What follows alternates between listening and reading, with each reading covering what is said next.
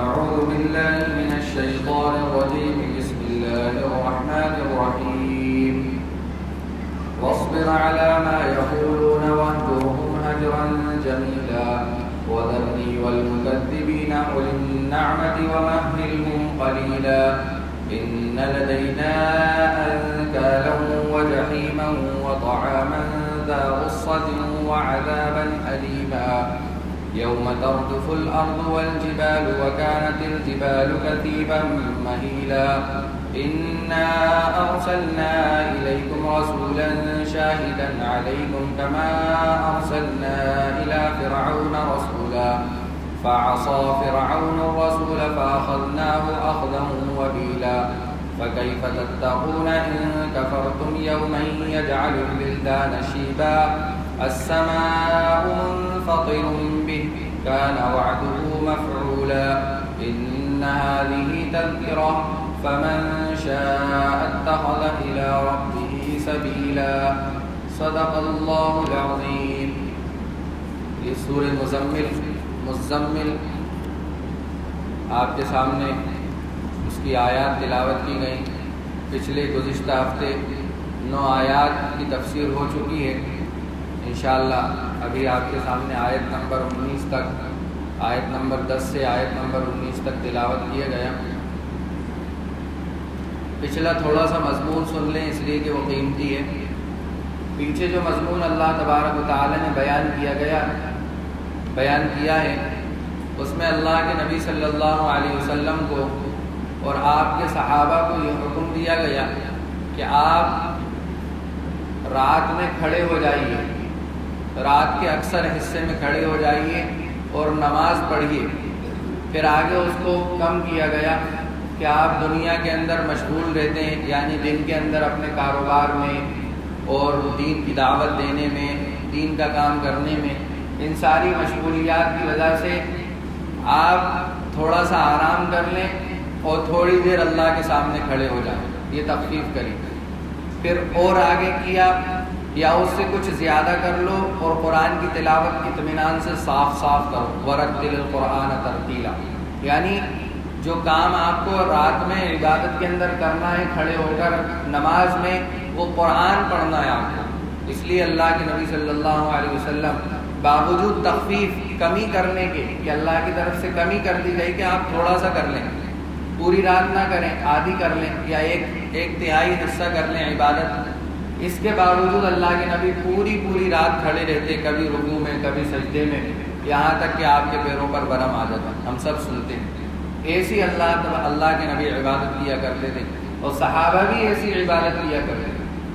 پوری رات کھڑے ہیں اور قرآن پڑھنا ہے، مزے لے کے پڑھنا ہے. ایک رات تو روایت کے اندر آتا ہے کہ ایک رات تو ایسی گزاری کہ صرف اس کے اندر ایک ہی آیت پڑھی، ان تعذبهم فإنهم عبادك وإن تغفر لهم فإنك أنت الغفور الرحيم. اسی آیت کے اندر پوری رات گزاری کہ اگر آپ عذاب دینا چاہیں تو یہ آپ کے بندے ہیں، ہم آپ کے بندے ہیں، اور اگر آپ معاف کر دیں تو آپ سے بڑا بخشنے والا، آپ سے بڑی بخشش کرنے والا کون ہو سکتا ہے. اس آیت ایسے مزے لے کے اور صاف ایسا نہیں کھڑ پڑھ دیا ایک رکعت میں پورا نہیں، بلکہ بہت صاف لفظوں کے اندر پڑھ. ورتل القرآن ترتیلا، ایسے صاف پڑھے. روایت کے اندر آتا ہے کہ اللہ کے نبی صلی اللہ علیہ وسلم نے فرمایا کہ اللہ تعالیٰ کسی کی بات اتنی زیادہ نہیں سنتے سوائے اس نبی کے جو نبی بہت صاف اللہ کا اور خوش آواز کے ساتھ، خوش الحانی کے ساتھ اللہ کا کلام پڑھتا ہو. اللہ اس کی طرف بہت زیادہ توجہ دیتے ہیں. تو ہم کو بھی قرآن جو ہے بہت صاف ستھرا تجوید کے ساتھ ایک لفظ جو سمجھ میں آئے اس طریقے سے قرآن پڑھنا چاہیے. اس کے بعد آگے ایک بہت اہم عبادت کی طرف اشارہ کیا گیا، وَاذْكُرِ اسْمَ رَبِّكَ. یہاں اللہ وَاذْكُرْ رَبَّكَ بھی کہہ سکتے تھے کہ آپ اپنے رب کی پاکی بیان کیجئے، آپ اپنے رب کو یاد کیجئے، لیکن یہاں کہا گیا وَاذْكُرِ اسم کا لفظ لایا گیا. مطلب کیا ہوا کہ جو اللہ کا نام ہے، جو ذاتی نام ہے، اللہ کے صفاتی نام تو 99 ہیں لیکن جو اللہ کا ذاتی نام ہے، اسم ذات جس کو کہا جاتا ہے اللہ، اس کو آپ پڑھ دیں اور اس کا ایسا مشغلہ بنا لیں کہ یہ آپ سے چھوٹے ہی نہ۔ بھائی نماز تو ایک وقت کی ہے، جتنی دیر پڑھیں گے اتنی دیر عبادت، لیکن یہ اللہ کا ذکر جو ہے اللہ اللہ اللہ، اس کو تو آپ اپنا مشغلہ بنا لیں، یہ تو چھوٹے ہی نہ آپ سے، اتنی کثرت سے پڑھیں، آپ اتنی کثرت سے پڑھیں کہ یہ بہت خاص عبادت ہے اللہ کی۔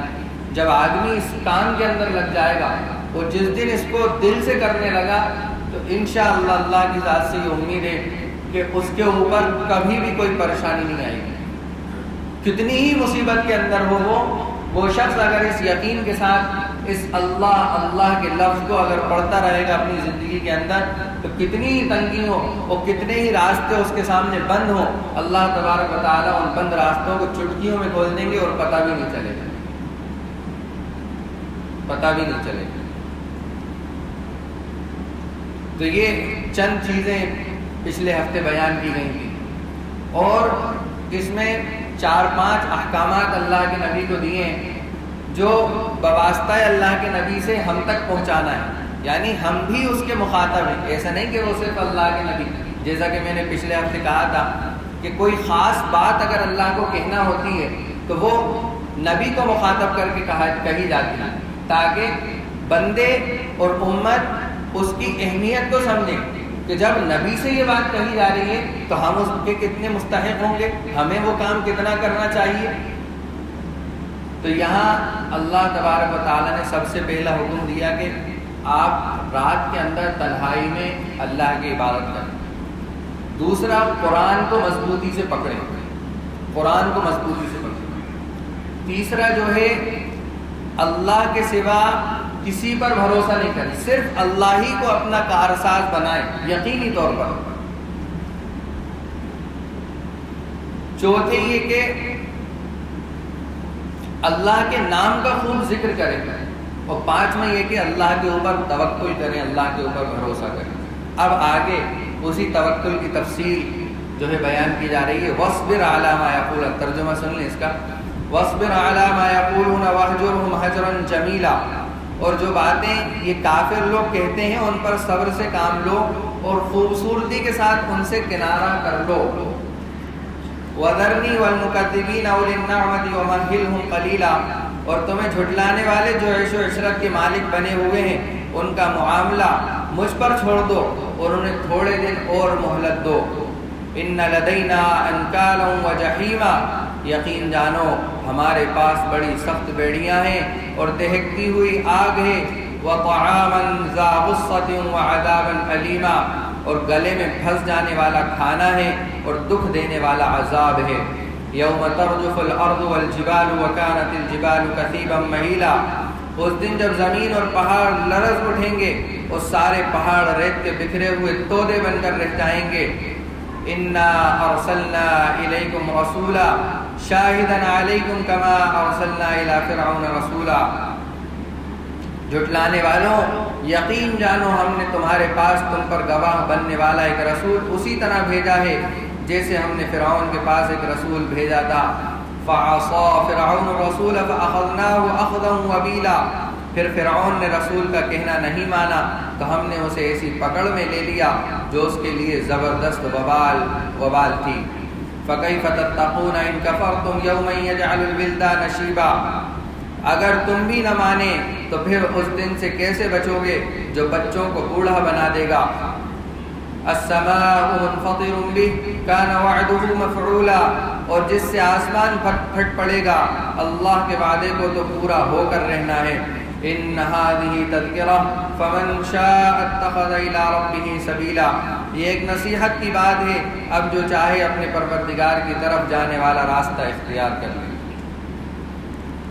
یہاں پہ ایک حکم دیا جا رہا ہے اللہ کے نبی کو کہ یہ جو باتیں کافر لوگ کہتے ہیں ان پر صبر سے کام لو۔ پہلے آئے تھے توکل کرو، توکل کس کو کہتے ہیں؟ توکل کہتے ہیں کہ جو اسباب اللہ نے پیدا کیے ہیں، مثال کے طور پر بخار آ جائے تو ڈاکٹر کو دکھا کے دوا دو، کوئی پریشانی آ جائے تو اس کے بندوبست میں لگ جاؤ. یہ سارے کام آپ کو کرنا ہے، لیکن اس پر بھروسہ نہیں کرنا. دوا کھائی آپ نے، اب بھروسہ دوا پہ نہیں کرنا. اب جو دوا کا فائدہ ہے اور جو نتیجہ ہے کہ اس سے میں ٹھیک ہوں گا یا نہیں ہوں گا، یہ اللہ پر چھوڑنا ہے. اس کو کہتے ہیں توکل.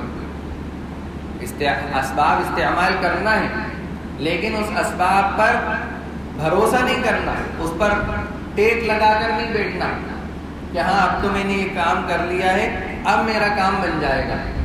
نہیں، اب اللہ چاہیں گے تو بنے گا. میں نے یہ کام کر لیا ہے اور اب یہ میں نے اللہ کے سپرد کر دیا، اب یہ کام اللہ چاہیں گے تو بن جائے گا اور اللہ نہیں چاہیں گے تو بگڑ جائے گا. یہ ہے توکل. اللہ کے نبی صلی اللہ علیہ وسلم کے پاس ایک صحابی آئے. جب یہ توکل کی آیات نازل ہوئی تو انہوں نے اللہ کے نبی سے کہا، اے اللہ کے نبی، گھوڑے کو باندھ کر اللہ پہ بھروسہ کروں یا اس کو چھوڑ دوں؟ اللہ کے نبی نے کہا نہیں، اس کو باندھ دو اور پھر اللہ پر بھروسہ کرو. پہلے باندھو اس کو، پھر اللہ پر بھروسہ کرو. یعنی اب میرا جو کام تھا میں نے وہ کر دیا، اب اللہ چاہیں گے تو یہ میرے پاس رہے گا اور اللہ چاہیں گے تو میرے پاس سے چلا جائے گا. یہ ہے توکل. آگے حکم دیا ہے کہ صبر کرو، صبر سے کام لو. صبر کن چیزوں میں کرنا ہے؟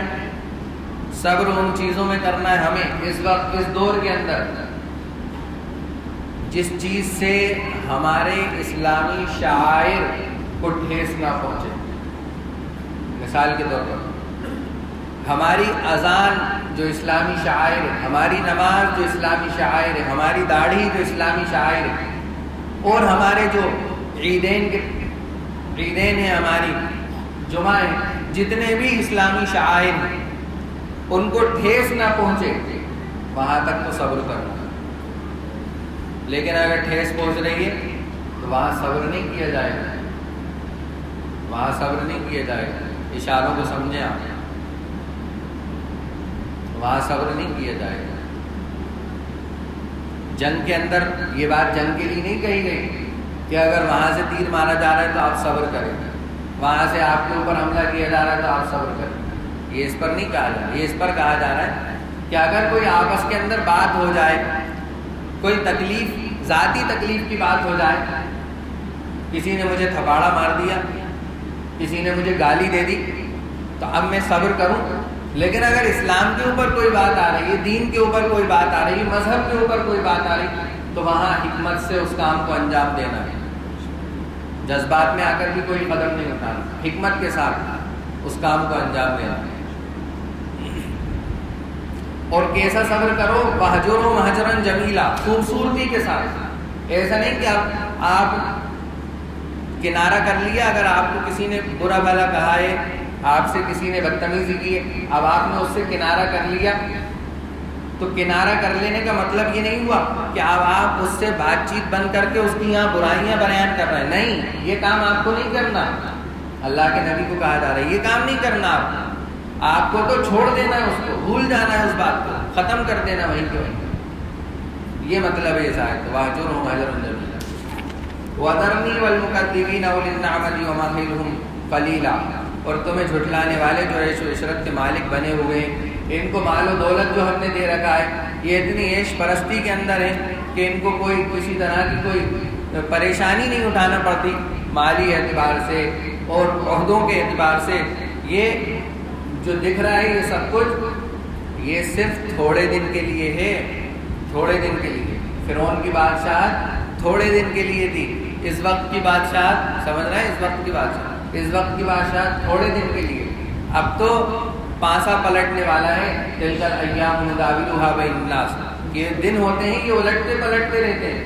کبھی کسی ایک کے پاس حکومت نہیں ہوتی، کبھی کسی ایک کے پاس طاقت قوت نہیں ہوتی، کبھی ایک کرسی پر نہیں بیٹھا رہتا، بلکہ اللہ بدلتے رہتے ہیں. اور دیکھیے ایک بات میں آپ کو بہت ادب کے ساتھ، احترام کے ساتھ، سنجیدگی کے ساتھ کہہ رہا ہوں اور آپ لوگ بھی اس کو بہت سنجیدگی کے ساتھ سمجھیں، ترازو زمین میں اتر چکا ہے، اللہ کا اتر چکا ہے، چھٹی شروع ہو چکی ہے۔ بالکل جو کامل ایمان والے ہیں وہ الگ کیے جا رہے ہیں، اور جو ایسے ہی صرف نامی ایمان والے ہیں، صرف نامی، ان کو الگ کیا جا رہا ہے۔ سخت چھٹی کا دور شروع ہو چکا ہے، سخت چھٹی کا۔ اب آپ کس گروپ میں جانے کے امید رکھتے ہیں، کس گروپ میں جانا چاہتے ہیں، یہ فیصلہ مجھے اور آپ کو کرنا ہے کہ مجھے کس گروپ میں جانا ہے۔ کیا پکے ایمان والوں کے گروپ میں جانا ہے، یا جو نامی ایمان والے ہیں ان کے گروپ میں جانا ہے؟ اور صرف یہی گروپ جو ہے جو پکے ایمان والوں کا ہوگا، جس کو اللہ چھانٹ رہا ہے اس وقت۔ اللہ کیسے چھانٹ رہا ہے؟ اللہ ایسے چھانٹ رہا ہے کہ آپ کے اوپر کوئی مصیبت آ رہی ہے تو آپ اس مصیبت کو اسلام کی خاطر، دین کی خاطر برداشت کر رہے ہو یا نہیں کر رہے ہو۔ ایسا تو نہیں آپ تھوڑی سی بیچ بچاؤ کے لیے آپ اپنے دشمن کا ساتھ دے رہے ہو، اور ایسا دشمن جو اللہ کا بھی دشمن ہے اور تمہارا بھی دشمن ہے، عدو لی و عدو لک۔ اللہ نے قرآن میں کہا جو میرا بھی دشمن ہے تمہارا بھی دشمن ہے، کیا تم اس کا ساتھ دے رہے ہو؟ ریلیوں میں تم اس کے آگے آگے چل رہے ہو؟ کیا کر رہے ہو تم تھوڑے سے شر سے بچنے کے لیے کہ اگر میرے اوپر کوئی مصیبت آئے گی تو یہ مجھے بچا لیں گے، اس لیے تم یہ کر رہے ہو؟ یا تمہیں کوئی عہدہ اور منصب چاہیے جس کے لیے تم یہ ان کی آگے آگے جی حضوری کر رہے ہو؟ کیا کر رہے ہو؟ یہ ہے چھٹی کہ اس سے دور رہنا ہے۔ سورہ جو بنی اسرائیل ہے، وہ سورہ اسراء ہے جو سبحان الذی اسریٰ بعبدہ، اس کے اندر اللہ کے نبی کو کیا کہا گیا ہے آپ کو بتاؤں میں؟ اللہ کے نبی کو کہا گیا اے نبی جی، اگر آپ کے دل میں ان کے بتوں کے تعلق سے تھوڑی سی نرمی بھی آ جاتی، کس وجہ سے؟ اس وجہ سے کہ یہ کہہ رہے ہیں کہ آپ اب تھوڑے سے نرم ہو جائیے، ہم آپ پر ایمان لے آئیں گے۔ ان کے ایمان لانے کی لالچ میں آپ کے دل میں اگر نرمی بھی آ جاتی تو ہم آپ کو وہ سزا دیتے کہ آپ کی روح کانپ جاتی، دنیا کے اندر بھی اور آخرت کے اندر بھی۔ نبی کو یہ کہا جا رہا ہے، وہ کس لیے کہا جا رہا ہے؟ ایمان کی وجہ سے، کہ اللہ کے نبی کو ایمان، کہ بس کس طرح لوگ ایمان لے آئیں، یہی تو اللہ کے نبی کو لالچ تھا۔ تو کہا گیا کہ آپ اپنی جان قربان کر دیں گے ان کے ایمان نہ لانے کی وجہ سے، صرف ایمان کا ہی تو لالچ تھا اللہ کے نبی کو۔ لیکن کیا کہا گیا کہ سودا نہیں کیا جائے گا، دل کو نرم نہیں کیا جائے گا، بالکل نہیں کیا جائے گا۔ اور اگر ایسا ہو جاتا اے نبی جی تو ہم آپ کو وہ سزا دیتے کہ دنیا اور آخرت دونوں کے اندر دگنی سزا ہوتی اور آپ کی روح کانپ جاتی۔ نبی کو سوچیے، آپ نبی کو یہ خطاب کیا جا رہا ہے تو ہم کہاں ہیں؟ ایسا تو نہیں کہ ہم تھوڑے سے کسی اس میں لالچ میں اپنے دین اور مذہب کی قربانی چلی جائے، ہمارے ہاتھ سے بدنامی ہو جائے۔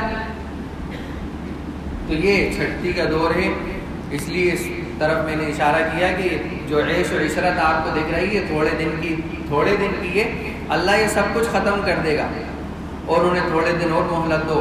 ان لدینا انکالا و جحیما، یقین جانو ہمارے پاس بڑی سخت بیڑیاں ہیں، اور کیا ہے؟ اور دہکتی ہوئی آگ ہے۔ ابھی پڑھا تھا کل پرسوں میں کہ جہنم کا جو سب سے کم درجے کا عذاب ہے وہ یہ ہے کہ جہنمی کو آگ کی جوتیاں پہنا دی جائیں گی۔ اس آگ کی جوتیوں کی وجہ سے اس کا دماغ ہانڈی کی طرح، سالن کی طرح کھدکنے لگے گا، اور وہ جہنمی یہ سوچے گا کہ جہنم کے اندر سب سے زیادہ عذاب مجھے دیا جا رہا ہے۔ یہ حال ہوگا جہنم کا۔ وَطَعَامًا ذَا غُصَّةٍ، اور گلے میں پھنس جانے والا کھانا، زقوم، اس کے بارے میں آتا ہے کہ اگر اس کی 2 بوند دنیا کے اندر ڈال دی جائیں، چھوڑ دی جائے تو پوری دنیا کے لوگ اس کی کڑواہٹ سے مر جائیں، ایسا سخت کڑوا۔ اب سوچئے جب وہ جہنمی کھائے گا اس کو، اور وہ ایسا ہوگا کہ وہ پھنس کر رہ جائے گا، گلے کی ہڈی نہ نگلنے کا نہ اگلنے کا، یہ حال ہوگا۔ وعذابا علیما، اور دکھ دینے والا عذاب یہ دیا جائے گا۔ اللہ تعالی ہم سب کی حفاظت فرمائے۔ پھر آگے قیامت کے تعلق سے کہا گیا کہ یوم ترجف الارض والجبال وکانت الجبال کثیبا مہیلا، اس دن جب زمین اور پہاڑ لرز اٹھیں گے اور سارے پہاڑ ریت کے بکھرے ہوئے تولے بن کر رہ جائیں گے، یعنی ریت کے ذرے بن جائیں گے اور وہ اڑنے لگیں گے۔ سورہ قارعہ کے اندر کہا گیا کالفراش المبثوث، کہ وہ پتنگوں کی طرح اور اڑتے پھریں گے، روئی کے گالوں کی طرح اڑتے پھریں گے، پہاڑ ایسے ہو جائیں گے۔ قیامت کی زلزلہ، قیامت کی ہولناکی ایسی ہوگی کہ بچوں کو بوڑھا کر کے رکھ دے گی۔ انا ارسلنا الیکم رسولا شاہدا علیکم کما ارسلنا الی فرعون رسولا۔ اب یہ خطاب کیا جا رہا ہے اور مثال دے کر سمجھایا جا رہا ہے کہ دیکھو ہم نے تمہارے پاس بھی ایک رسول بھیجا ہے، اب تمہیں چاہیے کہ تم اس رسول کی فرما برداری کرو، تم اس رسول کا پورا کہنا مانو۔ ہم نے فرعون کے پاس بھی ایک رسول بھیجا تھا اور اس نے اس رسول کی اتباع نہیں کی، اس رسول کی بات نہیں مانی، تو ہم نے کیا کیا؟ فعصى فرعون الرسول فأخذناه أخذا وبيلا، کہنا نہیں مانا تو ہم نے اسے ایسی پکڑ میں لے لیا جو اس کے لیے زبردست وبال بن کر رہ گئے۔ آج تک دنیا کے لیے وہ نمونہ ہے، نہ اس کو پانی نے لیا، نہ اس کو آگ نے لیا، نہ اس کو زمین نے لیا، وہ ادھر زمین کے اوپر پڑا ہوا ہے۔ قیامت تک کے لیے اللہ نے دکھا دیا کہ ہم نافرمانوں کے ساتھ کیا حشر کرتے ہیں۔ فَكَيْفَ تَتَّقُونَ إِن كَفَرْتُمْ يَوْمًا يَجْعَلُ الْوِلْدَانَ شِيبًا، اگر تم بھی نہ مانے تو پھر اس دن سے کیسے بچو گے جو بچوں کو بوڑھا کر دینے والا دن ہوگا۔ کتنی اہم بات ہے یہ، اور یہ سب نصیحت ہیں۔ اب جو چاہے وہ نصیحت حاصل کر لے، جو چاہے مان لے، اور جس کا دل چاہے نہ مانے، اپنی حد درمی پر رہے۔ حشر اس کا یہی ہونا ہے، اگر نہیں مانے گا حشر اس کا یہی ہونا۔ یہ چند چیزیں تھیں جو آپ کے سامنے بیان کی گئیں۔ اللہ کرے کہ اللہ کرے اس امتحان کے دنوں کے اندر جو ترازو اللہ کی طرف سے ڈالا گیا ہے، اس ترازو کے اندر ہم پکے اور سچے اور مضبوط ایمان والے بن جائیں اور اللہ سے دعا کرتے رہیں۔ کیا دعا کرتے رہیں؟ گزشتہ مہینے ہم وہاں سجاد نعمانی صاحب کے پاس جانا ہوا تھا، وہاں جو انہوں نے بیان کے اندر بات کہی تھی، جو اقیم الصلاۃ لدلوک الشمس کے اندر آیات ہیں، کہ اس دعا، اپنی دعاؤں کے اندر اس دعا کا بھی اہتمام کرنا چاہیے۔ وہ دعا کیا ہے؟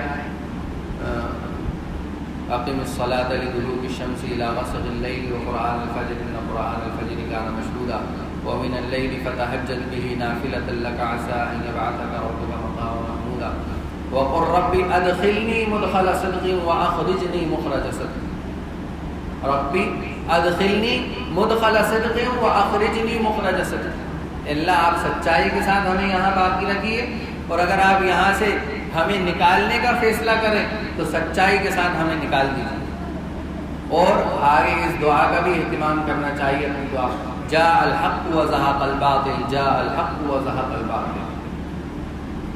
حق آئے گا اور باطل نکلے گا، حق آئے گا اور باطل نکلے گا۔ اللہ تعالی ہم سب کو ایمان پر سلامت رکھیں، ایمان پر اپنی جان کو قربان کرنے والا بنا۔